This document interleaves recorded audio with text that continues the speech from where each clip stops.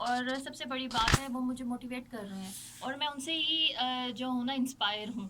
तो वो जब लोगों को सिखाते हैं बताते हैं तो मुझे खुशी होती है कि लोग कुछ सीख रहे हैं। तो मैं जब इतनी सारी दुनिया जब उनसे सीख रही है तो मैं क्यों नहीं, तो फिर मैं इसलिए आई हूँ, मैं खुद सीखती हूँ सिखाती हूँ। और सबसे बड़ी बात है मुझे मेरे हस्बैंड ने जो है इसमें हेल्प किया है कि वो मोटिवेट किया है कि वो आप सीखें, आप में कॉन्फिडेंस आए, आप अपना दिफा खुद करें। आप मेरे पे कब तक इंसाइट करेंगी, हाँ वो मेरे पे कब तक रहेंगी। मैं इसलिए इनके कहने पे और इनकी मोटिवेशन से ही अपनी इस फील्ड में आई हूँ। और मैं लोगों को यही कहती हूँ कि लाजमी नहीं है कि औरत जब सीखेगी तो आप पे ही ट्राई करेगी। ये तो हम मजाक कर रहे थे, लेकिन बात सारी ये है कि आप सिर्फ अपने लिए सीख रहे हैं। आपको अपनी तरबियत पे भरोसा होना चाहिए कि कोई औरत इतना सीख के अपने हस्बैंड को नहीं मारना पीटना स्टार्ट कर देगी या अपने घर में ही नहीं हल्ला मचा देगी जब तक कि हस्बैंड डिजर्व ना करता हो। ऐसे ही आहिस्ता जो है ना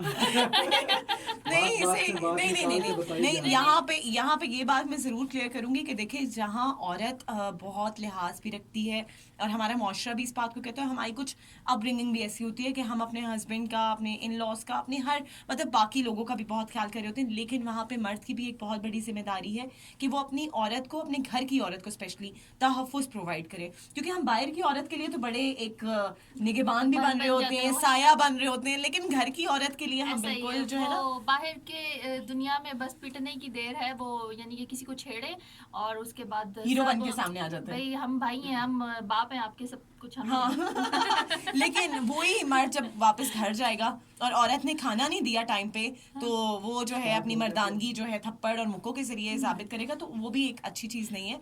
आप जो है ऐसी सूरत में औरतों को पूरा हक है कि वो भी जो है ना अपने मार्शल आर्ट्स का और अपने सेल्फ डिफेंस का इस्तेमाल करें। हम सिर्फ अवैस के बारे में बात नहीं कर रहे। अवैस भाई साहब आप क्यों परेशान हो रहे हैं? कोई ऐसा नहीं अवैस को अपना फ्यूचर नजर आ रहा है। अवैस ना असल में रोज प्लानिंग कर रहे होते हैं कि अच्छा मैंने शादी करनी है, अच्छा मैं शादी करना चाहता हूँ। अभी जब मैंने इसको कहा है ना कि मैं तुम्हारी शादी के गिफ्ट के तौर पे तुम्हारी बेगम को ये 2-3 टेक्निक्स बता के आऊंगी, उसके बाद से अवैस के ना बिल्कुल तोते उड़े हुए।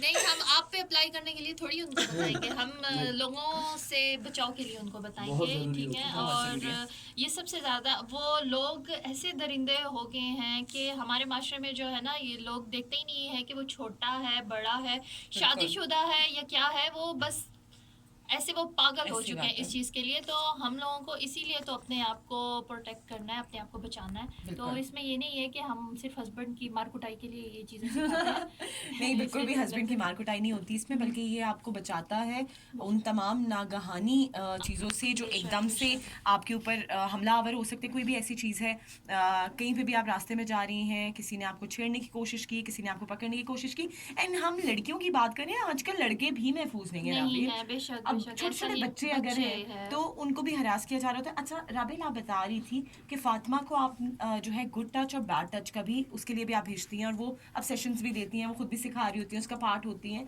तो ये भी बताएं कि ये कितना ज़रूरी है बच्चों के लिए सीखना और उसके ऊपर फिर रिएक्ट करना कितना इम्पोर्टेंट है? आपको पता है ये सबसे ज़्यादा प्रॉब्लम जो है ना घरों में ही स्टार्ट होती हैं बच्चों के लिए। हमारे घर ही हमारे बच्चों के लिए सेफ नहीं है, सबसे पहले तो यही बात है। और बच्चों को इतना अवेयर होना चाहिए। कुछ माँ बाप ऐसे हैं कि नहीं नहीं बच्चों को ये चीज़ नहीं बतानी है, नहीं नहीं ये बैड हैबिट्स है, ये है नहीं।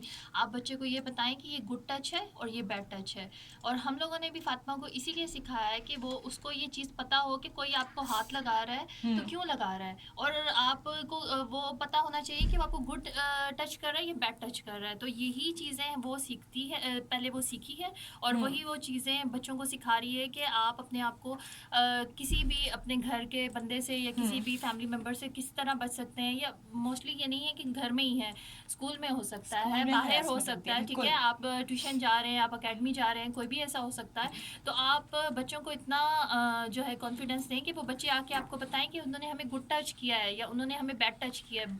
और बच्चों के साथ जो है ना आप कम्युनिकेट रखा करें, बात किया करें कि आपके स्कूल में जाते हैं तो क्या हो रहा है, कौन सारी आ उनकी रहा activity दिन जी, की आप discuss और करें ये बिल्कुल। पेरेंट्स को ये नहीं है कि आप उनको मोबाइल दे रहे हैं या वो कुछ दे रहे हैं, वो गेम्स में और कार्टून्स में बिजी है। नहीं, बच्चों को देखना सुनना चाहिए कि बच्चा क्या कर रहा है, क्या देख रहा है, क्या जो है वो अपने ऊपर चीज़ मुसलत कर रहा है, ये या फिर गेन कर रहा अचानक से है, उसकी हैबिट्स में क्या चेंज आया है, चेंज आया अचानक है। से उसकी बेशक रूटीन में क्या बेशक चेंज आया ऐसा ही है, है, ये बड़ा जरूरी है कि आप ऑब्जर्व बेशक। करें। जब एबनॉर्मल एक्टिविटीज करने लग जाए ना बच्चा, तो लाजमी उसको देखना चाहिए कि क्योंकि आया कोई मसला बहुत- तो नहीं चल रहा उसके बेशक साथ। बिल्कुल। बेशक ऐसा ही है। साइकोलॉजिकली बहुत इफेक्ट हो रहा होता है बच्चा, बहुत और अक्सर बता नहीं पा रहा होता नहीं क्योंकि पता। आप बच्चे को इतना कॉन्फिडेंस दें कि बच्चा आपसे बात करे, ठीक है। ये नहीं है कि बच्चे को डरा के रखें। आप अगर बच्चे को फ्री हैंड बात करना सिखाएंगे, वो करेगा तो वो अपनी फीलिंग्स आपको शेयर करेगा, अपनी पर्सनल बातें बताएगा।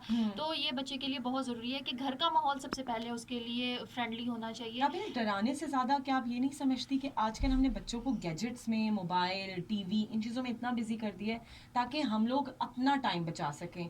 माँ बाप खुद को फ्री रखने के लिए कि भाई हम थके हुए आए हैं, हम जो है हम क्या बच्चे को टाइम देंगे, चलो भाई मोबाइल देख लो, चलो गेम खेल लो, वीडियो गेम खेल लो।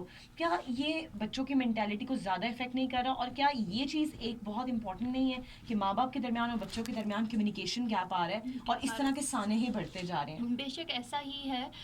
अभी आप ये कोरोना के दिनों में आपको पता है कि सब कुछ वैसे भी बंद था और कोई एक्टिविटी हो भी नहीं रही थी। लेकिन मैंने और आकाश ने फातिमा को, ज़ैनब को, मेरी दोनों बेटियां, उनको घर में ही जो है ना हम लोग इस तरह बिज़ी रख रहे हैं कि गेम्स खेल रहे हैं। मतलब कि एक्टिविटी ये है कि एक्सरसाइज में उनको बिज़ी रखा हुआ है। और थोड़ी टाइम के लिए ये नहीं कि हमने कार्टून बिल्कुल ही बंद कर दिए हैं, ठीक है। वो कार्टून भी देख रहे हैं लेकिन वो हमसे बातचीत भी कर रहे हैं, फरमाइश भी हो रही है, खाना पीना भी हो रहा है, एक्सरसाइज भी हो रही है। ऑनलाइन आकाश की क्लासेस फिटनेस की चल रही होती हैं, तो वो ऑनलाइन क्लासेस में भी फातिमा फातिमा और ज़ैनब बाबा के साथ अपने एक्सरसाइज कर रही होती हैं, ठीक है। वो भी वही सब पोज और सब कुछ वैसे ही कर रही होती हैं। तो हम लोग कहते हैं कि बच्चे उस चीज़ में इन्वॉल्व रहें, ठीक है। बिल्कुल। अगर वो इस चीज़ में अगर हम लोग कहते हैं कि नहीं ये बाहर जाएगा तो ख़राब होगा, तो ये बात नहीं होती है। बच्चों को एक्टिव रखने के लिए मुख्तलिफ गेम्स में लेके आएँ। लाजमी नहीं है कि आप कराटे ही सिखाएं, कुछ भी फिजिकल सिखाएं। एक्टिविटीज हाँ, बहुत ज़रूरी है। बहुत जी, ज़रूरी यहाँ है। वक्त हुआ है मेरे ख्याल में अवैस एक सॉन्ग का, और एक सॉन्ग हम प्ले करते हैं, बढ़ते हैं एक सॉन्ग की जानिब। आप लोगों ने कहीं नहीं जाना, स्टे ट्यून टू सुनो एफएम म्यूजिक नेटवर्क।